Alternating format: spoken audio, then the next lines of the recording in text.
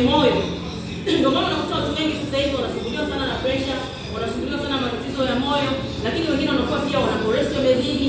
Ndio maana haya mafuta tunaambiwa tusitumie, na tutumie kwa uchache, lakini kama unaweza tumie mafuta yanayotokana na nini? Yanayotokana na mimea. Lakini pia kama una mtu ana changamoto namna hii, International tuna bidhaa nzuri sana inaitwa Antipain Herbal Tea. Hii dawa ni nzuri sana, inakwenda kuyeyusha mafuta kwenye mishipa ya damu na kufanya mzunguko wako wa damu kuwa vizuri kabisa. Na dawa nyingine zipo nyingi, ukiendelea kukaa hapa ndani ya International babangu, na mimi utakuwa ni mwanachama mzuri tu, basi utaelewa dawa nyingi zaidi. Lakini ukija kwenye sukari hapa, tunatakiwa tutumie kwa 5%. Mwili wa binadamu unahitaji gramu 5 tu kwa siku. Lakini kwa bahati mbaya tunajikuta tunakula sukari nyingi sana, na sukari tunayoipata zaidi ni ile sukari ambayo inatoka kwenye vyakula. Sawa ndugu zangu? Sukari ambayo inatoka kwenye vyakula, sukari nzuri ni ile ambayo iko kwenye matunda moja kwa moja, lakini kuna sukari ambayo iko kwenye vyakula vingine, lakini kuna baadhi ya vyakula ambavyo tuna sukari ambazo zinakwenda kutuletea madhara kama tunaokula keki kila siku. Naona tunaambia keki, hiyo sukari inayotengenezea keki tunaipata kupitia nini? Kupitia zile keki. Lakini kuna biskuti, kuna chocolate, wanatia hiyo sukari ndani yake. Kwa hiyo tunapokuwa tunatumia bidhaa tuwe makini sana. Sawa eh? Unapokuwa unakunywa chai, tumia kijiko kimoja tu labda na robo au na nusu. Lakini chenyewe ni kile kidogo cha chai. Lakini kwa bahati mbaya hivi vijiko vilishapotea kwa nyumbani mwetu. Tunachukua vile kijiko kikubwa cha chakula, ndio tunachonja sukari tunakoroga kwenye chai. Na kwa bahati mbaya unachukua vijiko vitatu au vinne. Kwa hiyo ukija ukifanya mahesabu ya vile vijiko vidogo vinaweza kufika mpaka hata 12. Na huyu anakunywa chai ya vijiko 12, akimaliza anakunywa tena na soda ambayo ina vijiko 9 mpaka 12 vya sukari. Akitoka hapo, pengine amekula labda chips, amekula labda na huyo kuku tunayemzungumzia hapa. Sasa huyu mtu maisha yake kila siku anafanya hivi. Mara wiki, mara mwezi, mara mwaka, huyu mtu tayari anakuwa ameshatengeneza haya magonjwa, sio magonjwa sio kwa. Hello? Tunajijua. Tunajijua. Kwa hiyo tumie sukari kwa uchache kabisa, lakini kama unaweza kuachana na sukari ni bora kutumia asali. Sawa ndugu zangu? Ni bora kutumia nini? Ukatumia asali. Lakini tunashukuru Mwenyezi Mungu, sio wote wanatupendelea. Sasa hivi ameleta kahawa.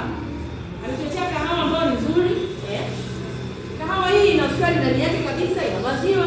Kwa hiyo unaweza kaachana hata na hizo sukari kwa unakunywa zako kahawa, unanunua kahawa ukinunua unaingiza pilipili, lakini unatumia kahawa nyumbani kwako.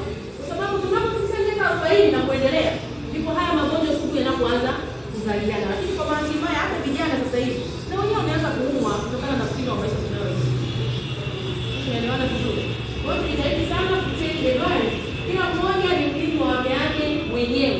Hakuna mtu yeyote ambaye atakuja kukulindia afya yako kama wewe mwenyewe hutajilinda afya yako. Kila mmoja anaalikwa afanye kupitia mkono wake mwenyewe. Halo?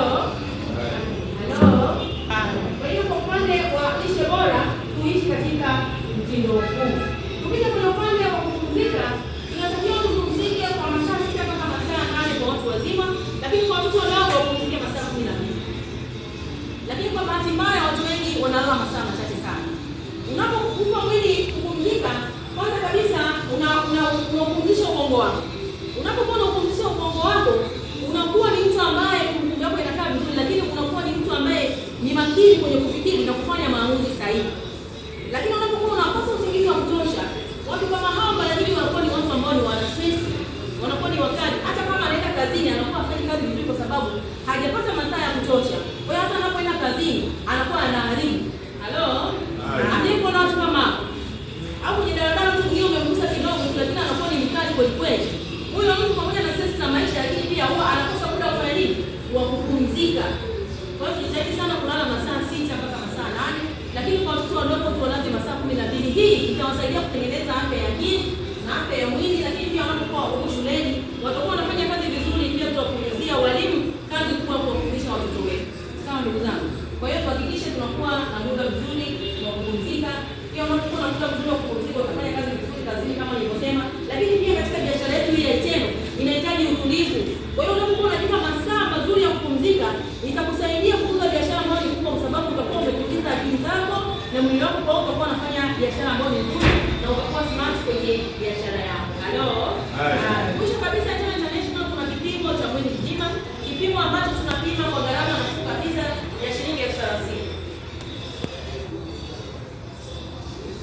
Shilingi 30,000 ni full body check up.